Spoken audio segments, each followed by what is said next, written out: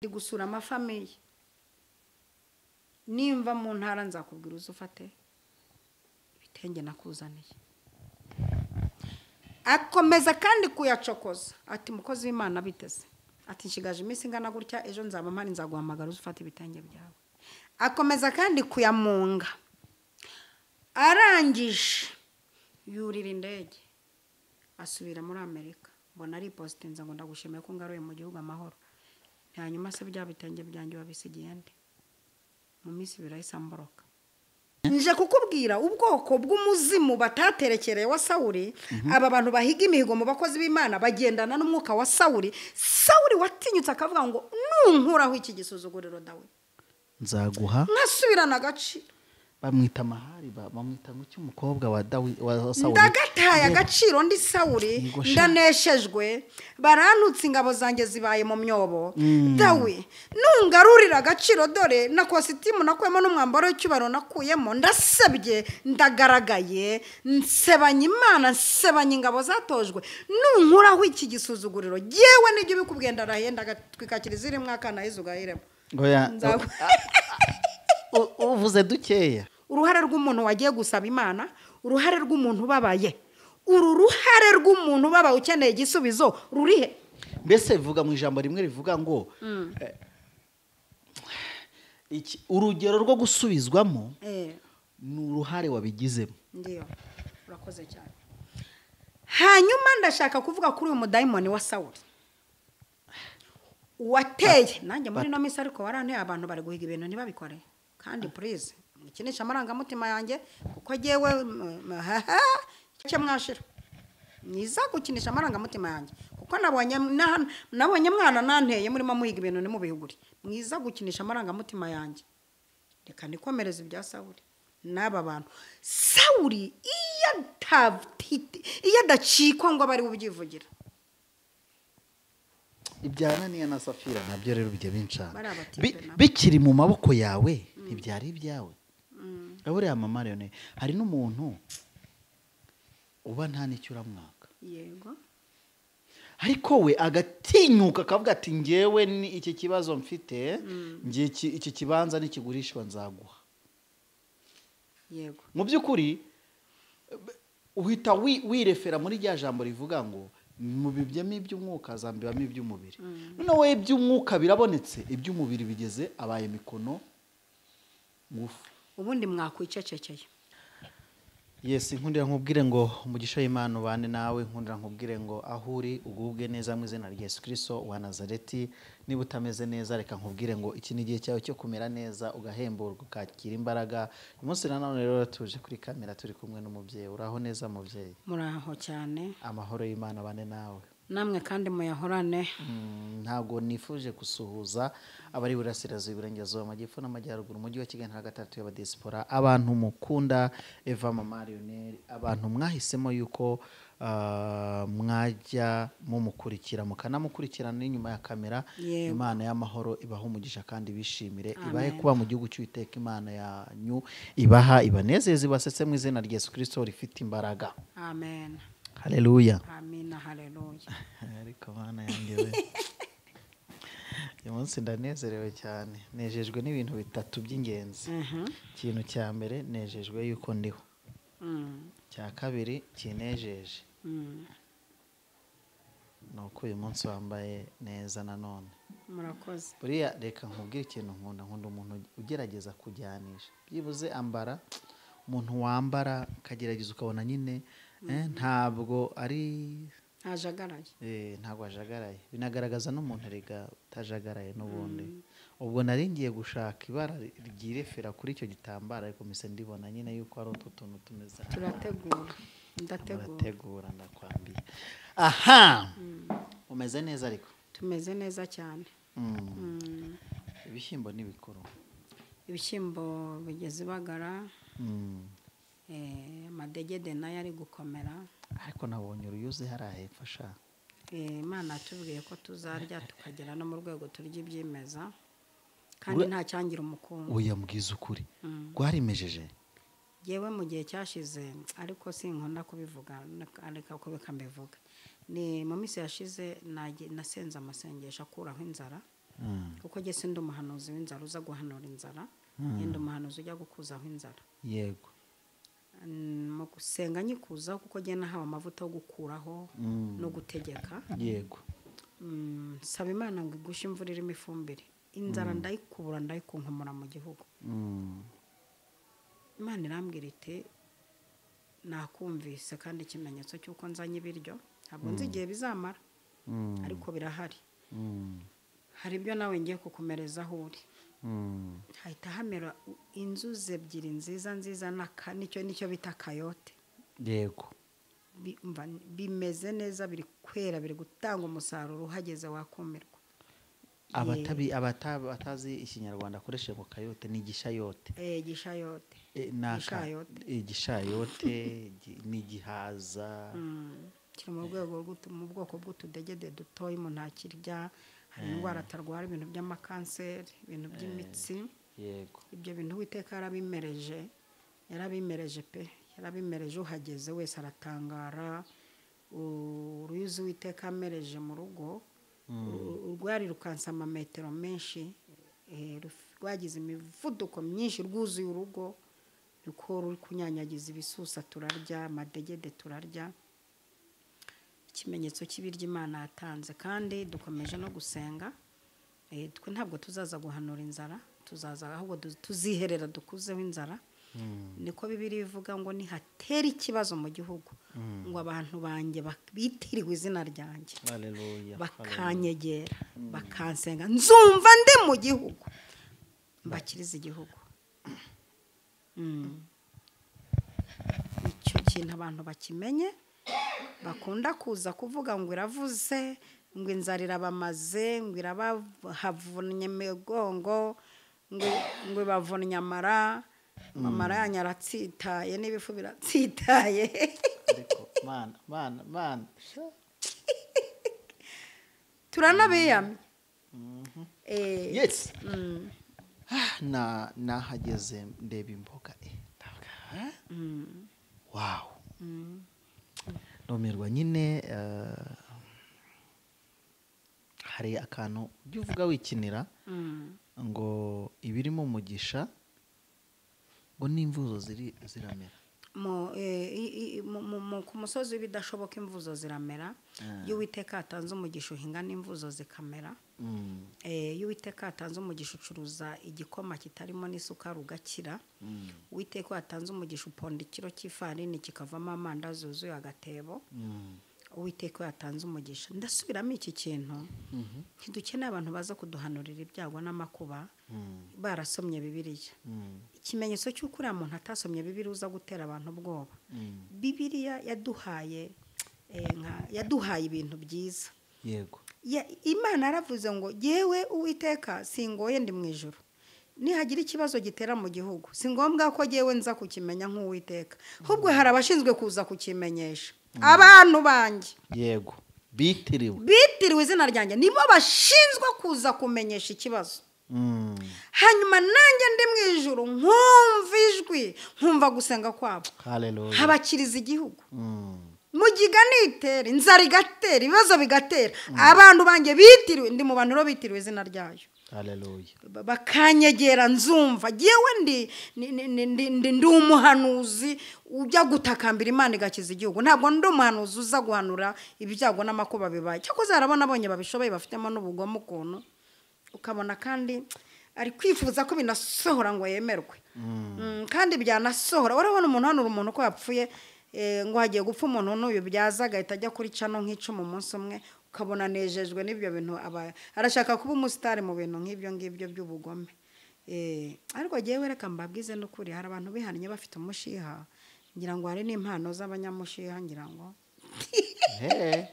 ariko uzuko ari byo ni ibitekerezo byanjye ntaho nabisomye cyangwa se mu kimwe kuko Imana yabahaye impano ibona ko bihanye kuko ibazi iravuga iti kuko ndi umugwaneza nkaba noroheje mu mutima wayo nyine Imana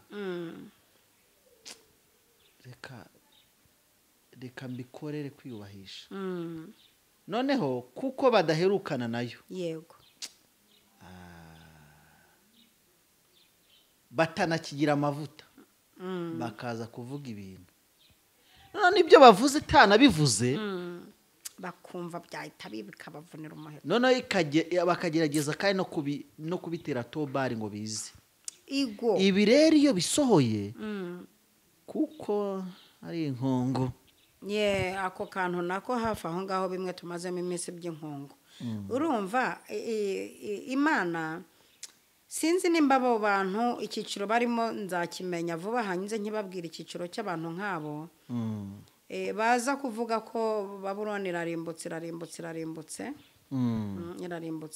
uremera ko ni Sodomu Uwiteka yanze kwemera ko ibyo baharega ari ukuri agatuma abamarayika ati mugende mundebere ko ibyo barega i Sodomu ari ukuri kugeza ubwo n'umugabo yavuze ati habonetse abantu 5 bababarira igihugu ati nabababarira habonetse aragumya aramanuka agera kuri umwe ati nabwo nabababarira ariko arabura Imana mu miterere yayo abantu bayitekereza nk'ishyigikira abagome yego n'ubuhanuzi bw'ubucuye yego n'ubuhanuzi bwo kurangiza abantu yego niko bayitekereza bayambuye imbabazi yego bumva izagendera muri karagiteri z'ibyo bakuriyemo ndugu yangu hari abantu bakuze ari abagome babyarwa n'abagome yego bonka amashereka y'abagome yego bakura ari abagome yego rero binjiye mu Mana bakurikira abanyamwuka sinzi uburyo Uwiteka bahumekeye habaho impano ariko ntiyabatuma kuvuga ubugome ahubwo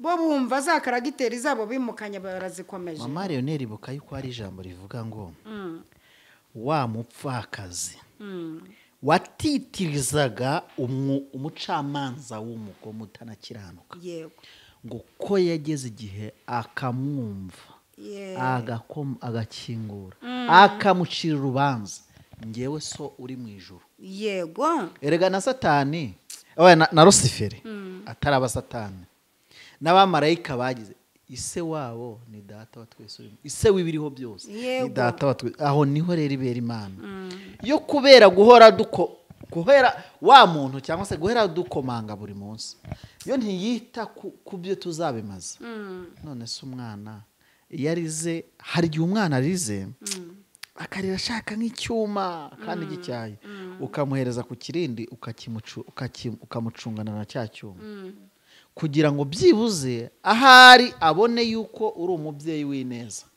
rero nabo kubera ko bahoze bakomanga cyane yego bagakomanga cyane dushaka impano ubuhanuzi Imana ikareba uyu muntu ntashaka inzu ntashaka iki kandi mu by'ukuri banazisaba bahiga tuzafasha umurimo wawe tuzawukora urabona bikore kandi ubuse nutabikora Satani ntaragucira kandi koko n'ubundi nabyo Satani akazamuka cyangwa se Luciferi ijwi rya Luciferi rikazamuka rikaniha cyane rivuga ngo umwimye urarobanura kandi ntirobanura ku butoni ahubwo iratonesha yego amare nembabarira abantu bari hano bajye bihangana yego ndaje iyo nyine ageze hano ntabwo mba umunyamakuru sinzi ibintu bigenda amavuta hano nibahagera bazomerwa kubabarira abantu binenewe Yona akitambika nuko bari bafitanye rega Yona izi bifu abantu abahanuzi bagirana n'ahantu kuki bashaka kuzitambikamo kwitambika imbabazi z'Imana ngo nuko ari abakozi b'Imana genda giye kuvuga ikintu ntakunda no kuvuga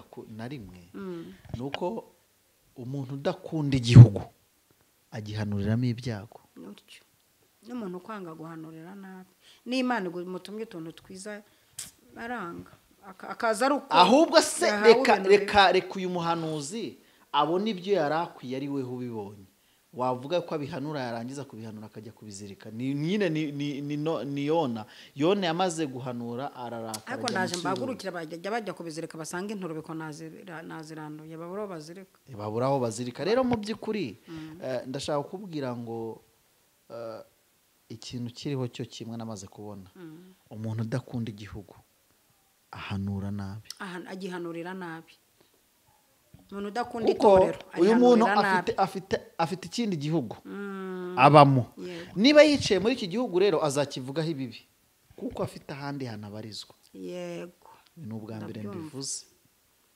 mbere mbivuze kandi niko kuri kuko ntabwo wakwishimira ko inzara itura mu gihugu kandi utarakimukamo byanga ni byakunda nko gutema ishami ry'igiti ukicayeho uba ufite support. Yeah. Rega ni gute utega igisasu hariya hafi y'aho abana bawe bari. uzi ko hashobora guca mama we cyangwa musaza wawe akorera muri uwo mujyi ariko ukanga ukagitega. hari igihe bari babyiharaje ariko abana b'abahungu bati no. Rero mama Leone mu by'ukuri ukuri guhari nuko reka dutangire ikiganiro ntabwo turagatangira rubyibuke karakanyuzemo no mu soko hajya ukumangushwa kumva bacecekere. Uyu munsi wa none ngiye kukubaza inyuma ya kamera twari turiho tuganira ibintu bibiri ari byo ugiye kudufasha ubidevelope unabivuge ibintu bitumye bimanuye imbaraga z'abahanuzi niho twari turi tutagira ngo ntabwo twarengereye bose ko mwatangije ibi mukaba muhinduye urumva turacyari mu bahanuzi bimanura imbaraga z'abahanuzi kandi abantu bashobora no kubikora bakaba ari intumwa za Satani n'abandi nabo bazi ko bari kujya mu ijuru bazi ko bafite n'urugendo rujya mu ijuru ariko bakagira ngo bahemukiye wa muntu bamanuye imbaraga ze kugira ngo yenda bazazifate cyangwa se nabo ngo bakabikora Satani aboheje ariko nabo imbere bakisanga bageze gute nabo bahuye n'umutego utuma badatambuka kubw'ibyo basize basenya.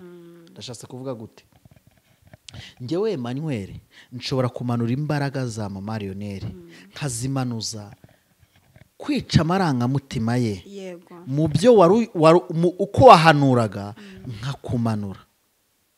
Yego uti gute njyewe nshobora kubona hari icyo nshaka kugeraho kuko nzi yuko usudiraho abantu ibyabo nkabwira mama Leonel mfashe unsengere muhe n'iki kibazo ukansengera kigakemuka nkavuga ngo kandi nigikemuka ntiziki kanakikubwira nyumve neza mama Leonel kugira ngo uze kudufasha wabyumvise neza. Ndabizi uko mvuga menshi hano kuri cano rwose bamaze kwihangana hari abantu nuko noneho hakaba none miziki nigikemuka nzahiga iki nshizeho iki kandi aba bantu bazi Bibiliya kuko niba hari ikintu Imana igendera ku kintu bitavaho umuhigo. Iyo ubwiye Imana ngo Mana n'abanyeshuri barabizi iyo ubwiye Imana ngo Mana nimbona diplome nanjye nzatanga kimwe umushahara wa mbere uyu muntu niwe ubona n'akazi bwa mbere kuko Satani ari kuvuga ati urabeshya wa Mana we uriya se yahigiye gutya na gutya ngaho se bikora urebe ko abikora Imana ikabikorera kwiyubahisha ariko wowe ukagirwaho n'urubanza kuko yashize imbere inzira ebyiri imbere yawe. Mama Leonel ngiye kukubwira undi muntu uze kumfasha cyane ubiduhurize no muri Bibiliya ngenda guha ibitekerezo duha ibyo muri Bibiliya. Undi muntu nawe uyu muntu wisha amarangamutima yawe aratuma mama Leonel nihagira n'undi muntu yagombaga gufasha aramubwira ati mama Leonel nsengera kuko umuhanuzi buriya kambabwiza ukuri umuhanuzi ubwiye ngo n'ubundi yararana gusengera niyo utabivuga ariko iyo ubivuze usa nkaho umugabo uri akanyama. Mbese bano bagabo iyo Abraham atabahamagara ngo batekere inyama wagize ngo ntibari baratambuka ku rugo ntago none se Abraham yararahita asoreza gusezerana umwaka utaha never ntago biba bazasoma Bibiliya neza. None ko uyu muntu noneho rero sasa wamaze kwica amarangamutima uratuma n'undi muntu uzagira muri ya mategeko y'Imana yo kuvuga ngo nshizeho iki kugira ngo mbone iki kuko nyine mu mategeko ibijyanye na kingdom of God cyangwa se ibijyanye n'ubwami bw'Imana ho no kuvuga ngo nkanjye ibyo bintu ndajya bikora nagira ngo ntago ari ukwiyamamaza kandi cyangwa none katugere no kuvuga icyo umuntu yakoze no kuvuga ngo njyewe iyo nshaka ibihumbi iyo nshaka 5 oya iyo nshaka 50 ibihumbi 50 ntanga inote ya 500 nkayiha wa muntu mbona koko yuko ayikeneye nayo iramubera 50 ngahita natura nkavuga ngo Mana uko imubereye 50 ibihumbi nanjye aya mafaranga ndayashaka mama Leonel Imana iri yeranja nkayabona icyo kintu ni ikintu namaze kubona rero ni uku ubwami bw'Imana ubundi bumeze nk'ikiganza gitanga gihora hejuru. none rero niba natanze Imana irashaka iriya nanjye nzamuke wana none se niko imeze. aha noneho rero katugende noneho uyu muntu n'ubundi waje kwica amarangamutima y'ubuhanuzi ntabwo azi yuko yikururiye umuvumo yikururiye n'uwe nuko wa muhanuzi nuko nawe nugera imbere niba ari umwana gusengeye yego agakira yakize pe ariko Imana izakureka na Satani akureke agutegera imbere kandi uwa umuhanuzi waguhanuriye gutwita iyo ugize ikibazo mu kubyara uramuhamagara. Barabyumvise se? Ndabyumva. Umuhanuzi uguhanura gutwita iyo ugize ikibazo mu kubyara niwe ugira gute nuhamagara agasenga. Niwe ufite amakonegisiyo yawe rega. Okay. None rero mama Leonere mfasha izi mbaraga zimfasha uzimpurize na Bibiliya tubiganireho mbese tuganire ubu tugiye kuganira. Ndaje abantu ntibazi ko bari yaje mu by'ukuri yaje afite agashyuhe kuko umwana ari mu mabomboni aravuze ati nibikemuka nzaguha miliyoni biranze birakemutse miliyoni ntuyitanze kandi ntumucitse imbere uko kubona umena imbaraga z'umuhanuzi nawe ejo wa mwana kandi wa mwana ntiyapfuye aracyahari ese ejo niyongera kurwara bizagenda bite? yego mvuga ngo uri guhemukira bura icyo biba nicyo uzasarura. Urakoze duhurize na Bibiliya mama Leonere ubundi tubiganiro naza nibyo muri Bibiliya. Mbere yuko nsoma Bibiliya uvuze ibyo bintu nibukana ari ku musozi ndi gusenga. Yego hazamuka umukobwa namureba ko nkabona ndamuzi nubwo icyo gihe ari umudamu. Yego namureba nkabona ndamuzi ariko sinibuka aho namubonye. Arangije abarambonye kumbi mpita nibuka ko nigeze kumusengera yaragumiwe ari agakecuru yarashaje musengeye muhanurira urugo akora ubukwe. Akoze ubukwe amara igihe kigeze ku myaka 4 yarabuze urubyaro ajya mu bandi bahanuzi badafite networkazi. Kikina abantu bamfashe bambe hafi babyumve. Ajya kwiruka mu bandi badafite networkazi. Abarambonye nk'umama Leonere ngo rwose urabizi ko ari wampanuriye urugo none nabuze urubyaro wandambitse ikiganza nabaza nimero yanjye uracyayifite ati ndayifite. Ubonye urugo warakubititse se waje gukora iki imbere y'umuhanuzi? Hari ituro wazanye ku muhanuzi, hari ikintu wazanye ku muhanuzi kimeze nko kuvuga ngo uracyafite kwatura mu kanwa urugo rurabonetse uracyafite kwatura n'ibindi. Karakanyuzemo reka dusome Bibiliya umva ikivuga. Mama Leonere aho kantu warubitse amakonegisiyo ariko sinanamusengeye. Warubitse amakonegisiyo ye? Yego nta nubwo namusengeye. Akomeza kujarajara hirya no hino. Nubwo ari kumwe n'itima y'abahanuzi bazamukanye umusozi ambonye buka ko amavuta yanjye akora ngo akomeze ugende. Komeza ugende nese araho yavuze ati ibiryo by'Imana ntibijugunyirwe. Amavuta ubundi wemera yabibemo. Utawemera yego yabibemo. Igihe utayabibamo ikomereze wigendere ntugaruke gucokoza amarangamutima w'umuhanuzi kuko ikibazo mbajije sindi bukijye kure. Ngiye kukinjiramo ngisubize kandi nitwaje Bibiliya. Umva uko Bibiliya ivuga igitabo cya mbere cya Samweli. Igitabo cya mbere cya Samweli igice cya 18. Yego wumva uko havuga. Umva uko abantu bakinisha ibintu batazi. Yego Imana ishimwe cyane. Amen. Ntituri kuri aba bantu bacokoza amarangamutima y'abahanuzi.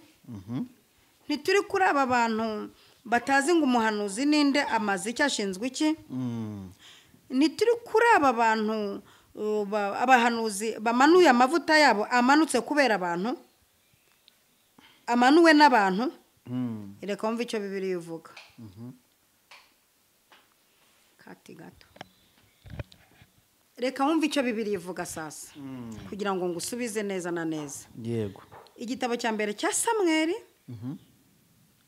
igice cya 17 umurongo wa 26 haravuze ngo maze Dawidi avugana n'abantu bamuhagaze iruhande ati uzica umufilisiti agakuraho Isiraheli igitutsi bazamugororera bate. Kugira ngo ndarengaho utwo twonyine gusa. Ahagaze imbere y'abande y'abantu avuze ate uziciye umufilisiti agakura igitutsi ku bwoko bw'Isiraheli bazamugororera bate. Reba Dawidi mu ishyamba ari guhangana n'intare n'idubu. Dawidi yica idubu nta wari uhari nta n'uwateye comment. Ahangana n'intare nta muntu wari uhari avuga ati very good. Arangije arabibika amavuta ye n'agaciro. Yego. Ikintu cya mbere uyu mukozi w'Imana nabanza nisobanukirwe kwanza mbere kugira ngo abantu banangize n'amarangamutima ye. Ubundi mu bintu bituma amarangamutima abakozi b'Imana ari gupfa nukuba batarisobanukirwa bagikorera mu bwoba bwaho bavuka. Uyu muntu namara kwisobanukirwa icyo ari cyo n'icyamaze azakorera mu mavuta yo hejuru. Dawidi yageze imbere y'urugamba. Cyambere uru rugamba agezeho ntibanamwemeye batangiye kumubwira ati subira mu butamatama bwaso. Bari kwemera agaciro ke ariko we agaciro karakazi please arakazi imbere yuko bamufobereza mu myobo bihishamo. Arakazi imbere uko bamwambika imyambaro barbaye bakaneshwa. We ariyizi. None aka gaciro ke akazamuye mbere yuko anakora. Mbere yuko agenda kwica umuntu w'umufilisiti ndashaka kumenya hateganya harimo akantu. None uko numvise ibintu noneho ahubwo noneho nanjye gusobanukirwa kwimenya who am I. Ni ukuvuga ngo mbere yuko ngira icyo nkora ni koko ngiye kurwanirira Imana. Ngiye guheshereza Imana icyubahiro. Ariko ku muntu uhagarariye Imana muri ibi bintu harimo akantu. Aho kantu nakahe ba bantu rero bavuga bati ufite iki kandi eshana ariko zuko hari ibintu ahubwo dukerensa tugashaka kubyorosaho ibitari byo. Pardon abahanuzi bari gukoreshwa utuntu duke abantu b'Imana bari gukoreshwa utuntu duke kubera ko nta kantu karimo. Aho ndatinda ariko kubera iki ko bibiri ranshyigikiye hano kubera iki umupfumu agutegeka ibyo uzana kandi akanagushiramo n'ibyo bizatuma ukomeza kubizana ariko umuhanuzi akakubwira ati zana ibikumva ko ari iby'ubuntu. Umugaragu w'Imana aha Bibiliya iranyemereye 100% ko abakozi b'Imana impamvu bari gukoreshwa utuntu duke nuko bari gukora nta kantu karimo. Niyo mpamvu Dawidi yari guterwa icumu akarizibukira nta nubwo bafite kubera ko amaze kumva ko harimo akantu. Umukobwa w'umwami sha uzi kugira ngo ugiye mama none ninjye mwivuga butumwa bantegeye indege bankijije umugogoro kugenda nywa ibinini bigabanya kuruka kugenda nywa tangawize ituma ntacika intege bangabanyirije kugeraho mfite ikizungera banteye kugeraho ndi VIP amavuta azambukira muri VIP byo byonyine kwakirwa indabo ku kibuga cy'indege amavuta azamuka iyo harimo akantu indwara zikiri utaragera kuri tera werekwa ukiri mu kirere ugatangira kwerekwa ibiri bubere mu isi uhageze kubera akantu.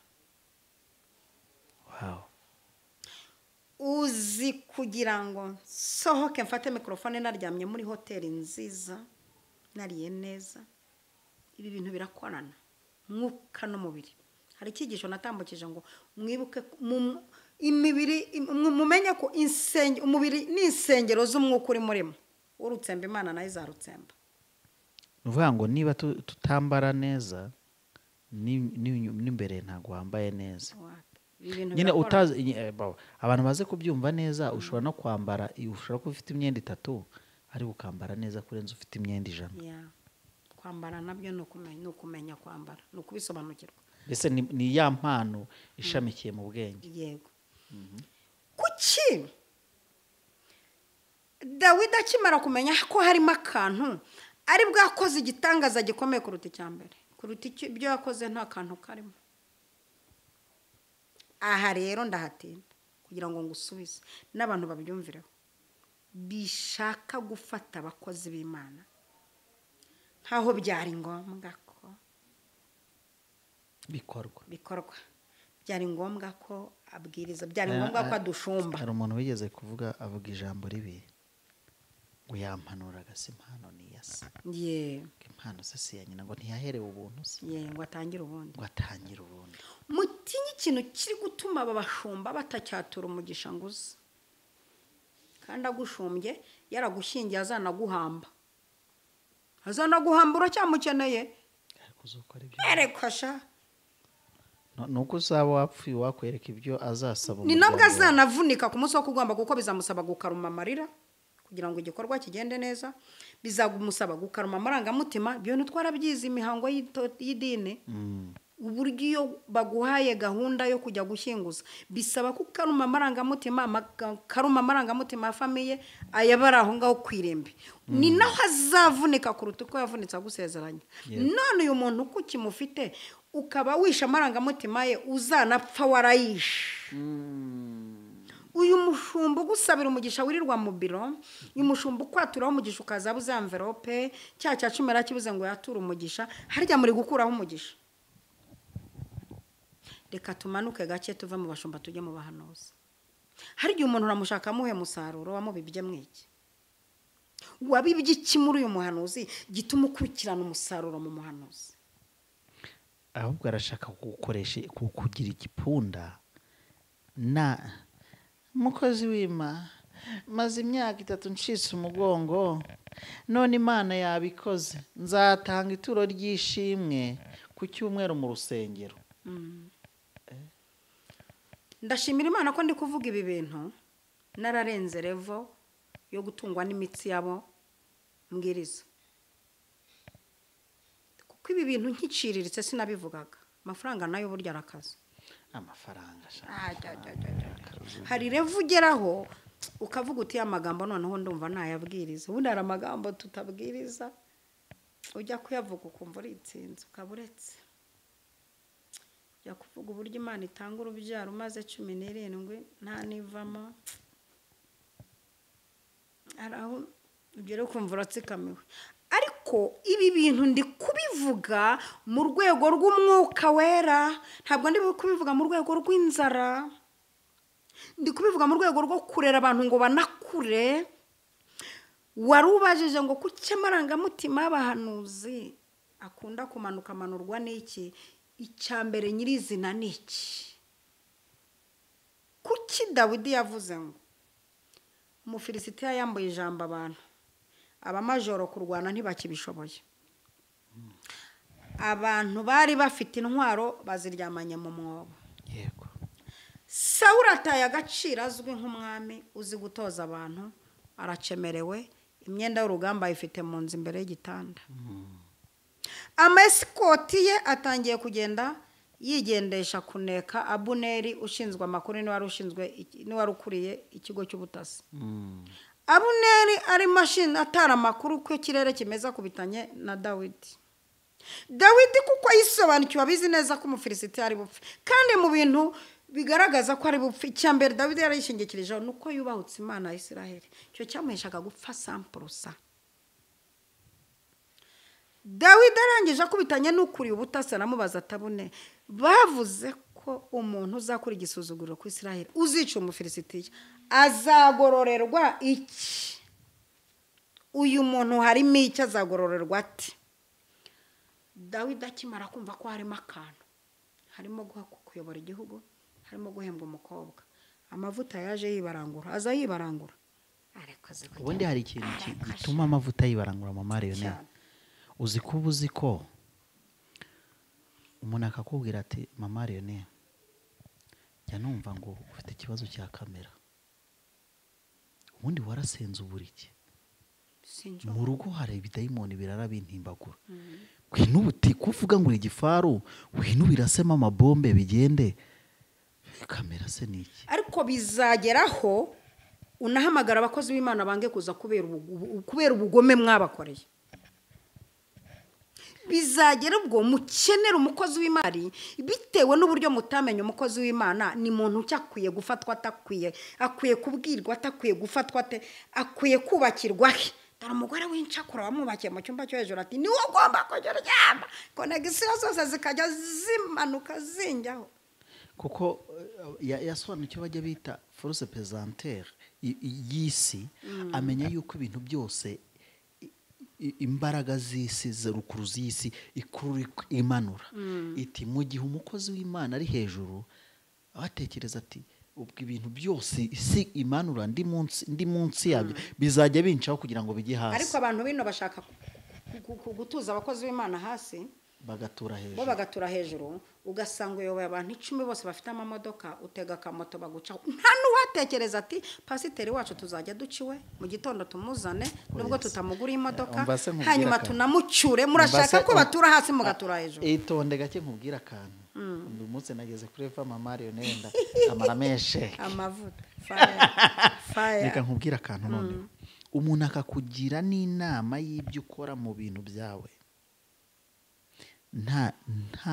nta support yaguhaye kabiri umuntu akagira gutya akabazi uko afite imodoka azi ko aho utuye akeneye amavuta ariko nta nabwo azi gukorera umugisha kuko umugisha ntibawusaba barawukorera ntabwo azi kuwukorera ngo aze byibuze avuga ati basi ku modoka yanjye kuri essence kanongere haya kujya gukura ikabuye Mama Marionette basi mugeze aho agiye nanamusubize mu rugo nazi wese byibuza nikoreye naje kandi yarasomye Bibiliya azi ko nta muntu ujya mu rugo rw'umukozi w'Imana imbokoboko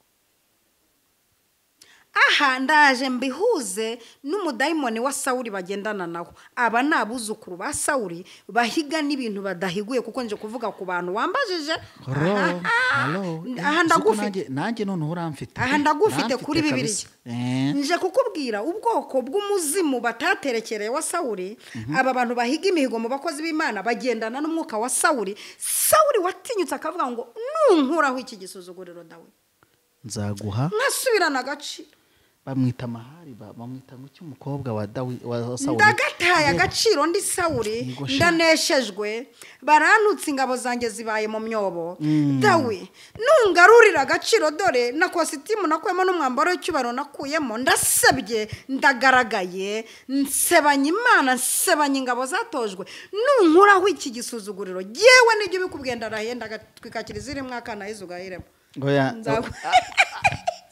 uvuze dukeya ati nyujije Bibiliya n'ikiganza mu ijosi ndagacikira ijosi ndagatwika Bibiliya y'Imana ndetse n'urusange rw'abatagatifu n'akana ndagakamba ntari umusaza mbore runaka wanjye buri mfura nzaguha igihugu uyoboreho uzaba wa kabiri kuri njyewe uzaba n'umukwe wanjye yego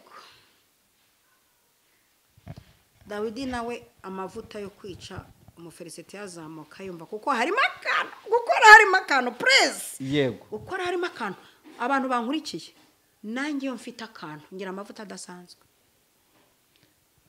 iyo konti iriho akantu stoke birigirimo akantu hari n'uwampesheje umugisha ariko mama ngira ya mavuta asaturisa erega kankubwira akantu kabwira akantu wa muntu ugira gutya agafata kumugisha kuby'Imana yamuhaye nk'umugisha akabiba ku mukozi w'Imana nyawe nawe azavuga intambara yarwanaga mbere yuko umubibamo mbere yuko uko yarumeze utaraye niko umeze ubundi nubibamo mu biganza by'umukozi w'Imana waguhaye bya bintuza azaza no kuri azandike muri comment avuga uko byagenze yegose ubundi ikindi nunabibuka bona ukaba warabibye mu biganza by'umukozi w'Imana ukabona nta n'ikintu nta terambere ugira nta no kujegajega ariko nubona wabibye mu mukozi w'Imana ukabona ibintu bye birimo biragenda neza komeza umurundeho ikindi kambarangira abakozi b'Imana ahantu bari mujye musoma muri comment murebe comment nyinshi bakoze ikiganiro cyangwa se bari muri live streaming uwo muntu nubona umuntu yarasengeye abantu akagira abakemukirirwa ibibazo uwo nushaka umubibemo kuko ni we nyine nguwo umukozi w'Imana. Dawidi Imana imuha umugisha yashyizeho akantu kameze nka tarifata igihe ntabwo najya kwicura mu Filisitiya cyenyege nishe ntare n'idobo mudahari nta n'uwankomeye amashyi ntabwo nshobora kujya guhangana n'umufilisitiya nta kantu karimo mu betinge muzameke. Harageze ngo tujye dusengera n'abantu twabanje kubaza ngo nitwe tugiye kubibategeka noneho, kuko ahangaha turaza gusanga abantu muri Bibiliya ubwabo biciye ikiru batararwana. Nka Yefuta ati ningira Imana nkica ababanzi banjye abanesha nza ikizasohoka mu nzu yanjye uzajyana. Hana mugenzi wanjye ati numpa umwana w'umuhungu. Oya ntabwo Imana yari iramumuha. Imana yabuze abantu n'umubabaro. Reba umubabaro wanjye nawe urebe umubabaro wawe. Yego numuma nanjye nzamugutura na uruhare rw'umuntu wagiye gusaba Imana, uruhare rw'umuntu babaye, uruhare rw'umuntu babaye ukeneye igisubizo rurihe. Mbese bivuga mu ijambo rimwe rivuga ngo urugero rwo gusubizwamo ni uruhare wabigizemo. Ndiyo urakoze cyane. Hanyuma ndashaka kuvuga kuri uyu mudayimoni wa Sawuli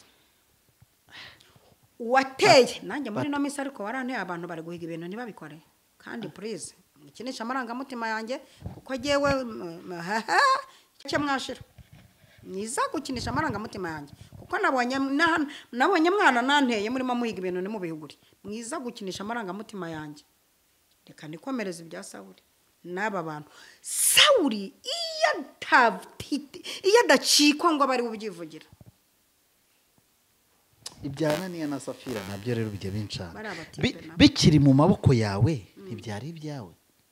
Aburiya mama rero hari n'umuntu uba nta nicyo uramwaka. Yego ariko we agatinyuka akavuga ati ngewe ni iki kibazo mfite ngiye iki kibanza nikigurishwa nzaguha.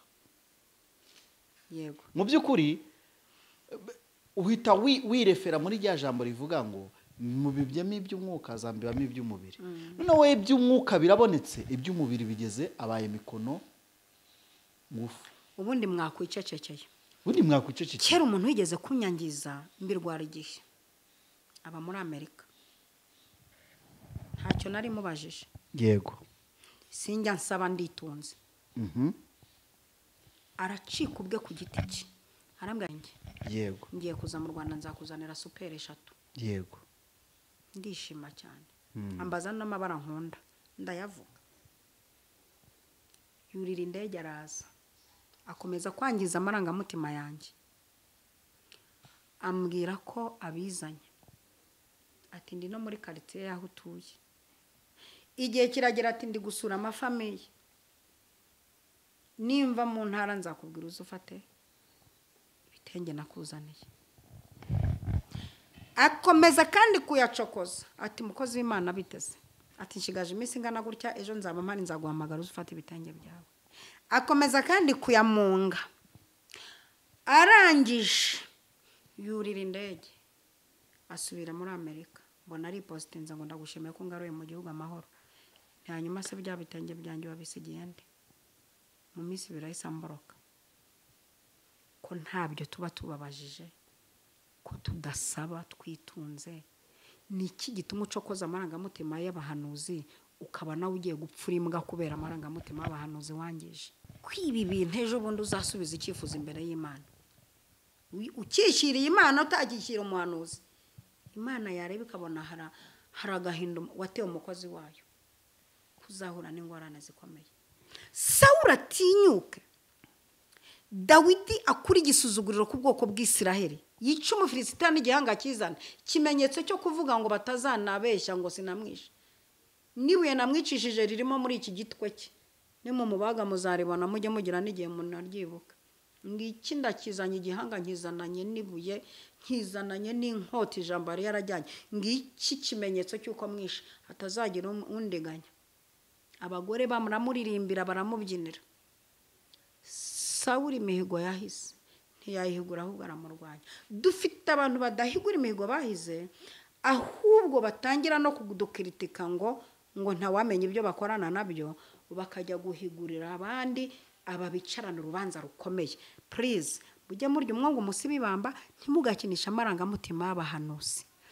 Ananiya na Safira ati bikiri mu maboko, byari bikiri ibyanyu mwagombaga no kujya kubigurisha bikaba mukajya muri nakomati mukarya. Ariko igihe byarangije kugera mu maboko yaho bigomba kugera, habujijwe ayo manyanga yanyu mwihaye, yo manyanga mwihaye yo gushaka kunyanganya ibintu by'abantu b'Imana. Ibirenge rero bijyanye umugabo wawe amaze gupfa biraje nawe bigutambikana, barapfuye. Hari abantu bagendana inyatsi n'imyaku batewe n'imihigo bahize mu bantu b'Imana batahiguye.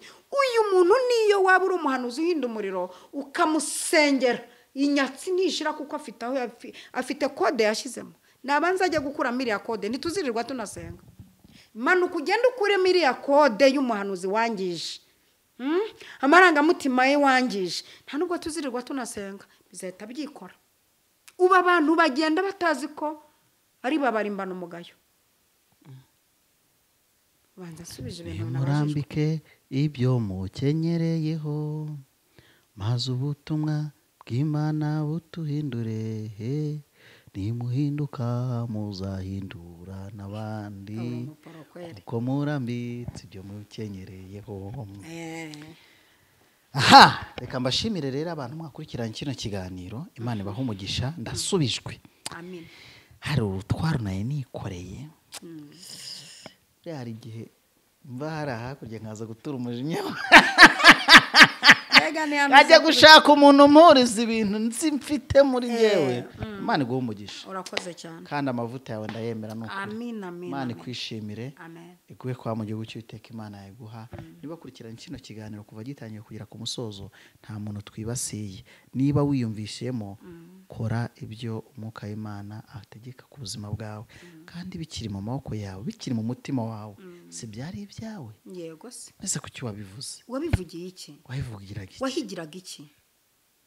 Ntabwo yefuta umwana w'umukobwa amuga ati pa kuba arabivuze pa iminsi nsezera ubukome bwanjye, unige nyine kara, unige nceho. Aranamuhitana yefuta nta mikino agira. None kwerazi ko Imana akorera nayo nta mikino igira, kuko ibyo yawe nawe ibyo yayisabye yarabikoze. We ku none nimba warahize tukagusengera ibyo wasabye betting zawe ibisengerwa byawe ko byakemutse. Yego. Weho ibyo wabetinze tunabigusabye wabikemura. Yego. Imana iguhe umugisha ma. Murakoze. Amen. Amen.